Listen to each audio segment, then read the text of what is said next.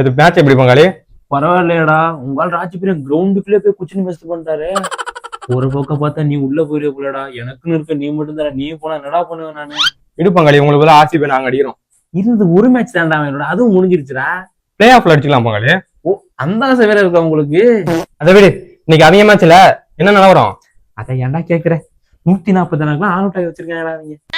ஜெயிச்சிருவாங்களா? இப்ப ஜெயிச்சுட்டா இருந்தாலும் டவுசர் பாண்டி அளப்புறாரு தாங்க முடியாது. அதான் நானும் பாக்குறேன், அவன் வேற வந்துருவேன். நீ கவலைப்படாத, ஓனர் யாரு நம்மாலு இருக்கிற சாமியெல்லாம் வேண்டி அவன் 49 ஆல் அவுட் ஆகும்.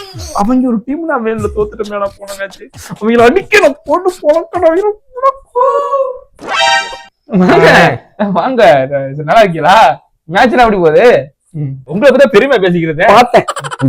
பாத்துட்டீங்களா? ஏண்டா டே, 260 263 மேட்ச் 200 அடிக்கிறாங்க. அந்த 49 மட்டும் தான் அவங்க கண்ணுக்கு தெரியுமாடா? வேற மாதிரி தெரியல எங்களுக்கு. பரவாயில்லையே, போன மேட்ச் விரிச்சு விட்டிய, அதோடு வெளியேறணும். சரியா?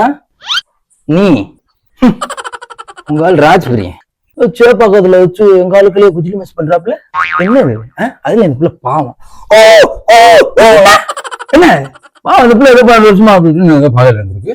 அது பிள்ளை ஏதோ பண்ணிச்சு, அதுக்காக அப்படி பண்ணுவீங்களா? நாங்க ஜெயிச்சிருக்கோம், அப்படிதான் பண்ணுவோம். ஏன்டா ஜெயிச்சுட்டு என்ன போய் கேட்க எங்கிட்ட என்ன வர்றீங்க? நீ என்ன எங்க மேட்சுக்குள்ள வரீங்க? அவ்வளவு கண்டுபிடிச்சிட்டாங்க, அவங்க ஓடிடுவோம். இருந்தாலும் நல்லா வாங்குறீங்களா மாப்பிள்ள? மாப்பிள்ள நீங்க உங்க குட்டியே மட்டும் கழுவுங்க மாப்பிள்ள. கொஞ்சம் மஞ்சளா இருந்துச்சுன்னு கழுவிடலான்னு பார்த்தா வாங்குவாங்க.